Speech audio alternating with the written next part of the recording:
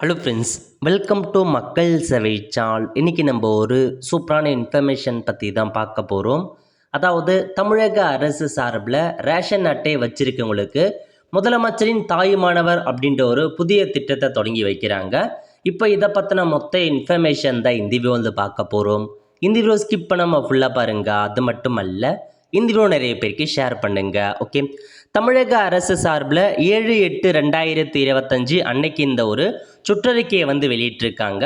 இப்போ இதில் என்ன சொல்லியிருக்காங்க அப்படின்றத நம்ம முழுமையாக வந்து பார்த்துடலாம். ஓகே, அரசு வழங்கும் பல்வேறு சேவைகளை மக்களின் வீடு தேடி சென்றடைய செய்யும் தமிழ்நாடு அரசின் உயரிய எண்ணத்தின் அடுத்த கட்டமாக மாநிலத்தில் உள்ள வயது முதிர்ந்தோர் மற்றும் மாற்றுத்திறனாளி குடும்ப அட்டைதாரருடைய நலனை கருத்தில் கொண்டு அவருடைய இல்லத்திற்கே சென்று அரிசி, சர்க்கரை உள்ளிட்ட ரேஷன் பொருட்களை விநியோகம் செய்யும் முதலமைச்சரின் தாயுமானவர் திட்டம் மாண்புமிகு தமிழ்நாடு முதலமைச்சர் திரு மு.க. ஸ்டாலின் அவர்களால் 12/8/2025 அன்று சென்னையில் தொடங்கி வைக்கப்பட உள்ளது அப்படின்ற மாரி சொல்லியிருக்காங்க.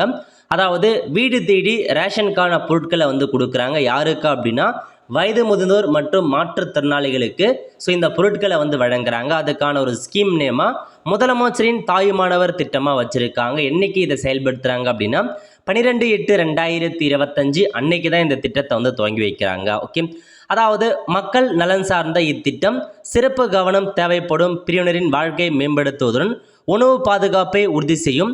இத்திட்டத்தின் வாயிலாக 34,809 நியாய விலை கடைகளை சேர்ந்த 70 வயதுக்கு மேற்பட்ட மூத்த குடிமக்களை கொண்ட 15,81,364 குடும்ப அட்டைகளில் உள்ள 20,42,657 பயனாளர்களும் 91,969 குடும்ப அட்டைகளில் உள்ள 1,27,797 மாற்றுத்திறனாளிகளும் ஆக மொத்தம் 16,73,333 குடும்ப அட்டைகளில் உள்ள 21,70,450 பயனாளர்களுக்கு அவர் தம் இல்லங்களிலேயே குடிமைப் பொருட்களை விநியோகம் செய்ய வழிவகை செய்யப்பட்டுள்ளது அப்படின்னு சொல்லியிருக்காங்க.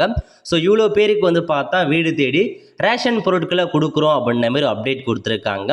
அதுக்கடுத்து என்ன சொல்லியிருக்காங்கன்னா, ஒவ்வொரு மாதமும் 2வது சனி மற்றும் ஞாயிற்றுக்கிழமைகளில் இத்திட்டம் செயல்படுத்தப்பட உள்ளது. இத்திட்டத்தில் பயன்பெற தகுதியுள்ள குடும்ப அட்டைகள் மற்றும் பயனுடைய விவரம் உணவுப் பொருள் வழங்கல் மற்றும் நுகர்வோர் பாதுகாப்பு துறையிடமிருந்து பெறப்பட்டு கள அலுவலுக்கு அனுப்பப்பட்டுள்ளது அப்படின்றது சொல்லியிருக்காங்க. இந்த ஸ்கீம் எப்போ இம்ப்ளிமெண்ட் பண்ணுறாங்க அப்படின்னா ஒவ்வொரு மாதமும் 2வது சனி மற்றும் ஞாயிற்றுக்கிழமையில் தான் உங்களுக்கான வீடு தேடி ரேஷன் பொருட்களை வந்து ப்ரொவைட் பண்ணுறாங்க. எவ்ரி மந்த்து செகண்ட் சாட்டர்டே மற்றும் சண்டே அப்போ உங்களுக்கு இந்த பொருட்களை விநியோகம் செய்வாங்க வீடு தேடி. மின்னணு இடைத்தராசு, இபிஒஎஸ் இயந்திரம் உள்ளிட்ட உபகரணங்களுடன் மூடிய வாகனங்களில் குடிமைப் பொருட்களை பாதுகாப்பாக தகுதியுள்ள பயனுடைய இல்லத்திற்கே சென்று நியாய விலை கடை விற்பனையாளர்கள் விநியோகிப்பர் அப்படின்னு சொல்லியிருக்காங்க. ஸோ அந்த மின்னணு இடைத்தராசு, பிஓஎஸ் மிஷின் எல்லா உபகரணத்தையுமே ஒரு வண்டியில் கொண்டு போயிட்டு தான் நாங்கள் வீடுக்கே சென்று விநியோகம் செய்ய போகிறோம் அப்படின்றதையும் சொல்லிட்டாங்க.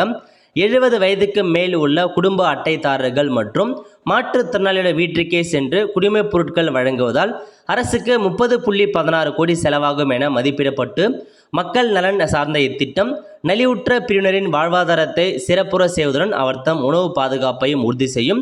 இந்த ஸ்கீமை 12/8/2025 அன்னைக்கு சென்னையில் தொடங்கி வைக்கிறாங்க அப்படின்ற மாரி தெரிவிச்சிருக்காங்க. ஸோ இதாங்க உங்களுக்கான ஸ்கீமுக்கான நோக்கம். அதாவது வீடு தேடி ரேஷனுக்கான பொருட்களை வந்து கொண்டு வராங்க. யாருக்குன்னா ஸோ வயது முதிர்ந்தோர், மாற்றுத்திறனாளி இவங்களுக்கு தான் கொடுக்குறாங்க. கிட்டத்தட்ட 20 லட்சத்துக்கும் மேற்பட்ட ரேஷன் கார்டு வச்சுருக்கவங்களுக்கு இந்த திட்டம் பயனுள்ளதாக இருக்கும் அப்படின்ற மாரி உங்களுக்கு வந்து கொடுத்துருக்காங்க. ஸோ இந்த ஸ்கீம் எப்படி இருக்குது, யூஸ்ஃபுல்லாக இருக்கா இல்லைன்றதை மறக்காமல் நீங்கள் கமெண்ட் பாக்ஸில் வந்து தெரிவிங்க. அவ்வளோ ஃப்ரெண்ட்ஸ், கண்டிப்பாக இந்த பிடிச்சா லைக் பண்ணுங்கள். அது மட்டும் அல்ல, இந்த வீடியோ நிறைய பேருக்கு ஷேர் பண்ணுங்கள். அடுத்த ஒரு நிலையில் சந்திப்போம். நன்றி, வணக்கம்.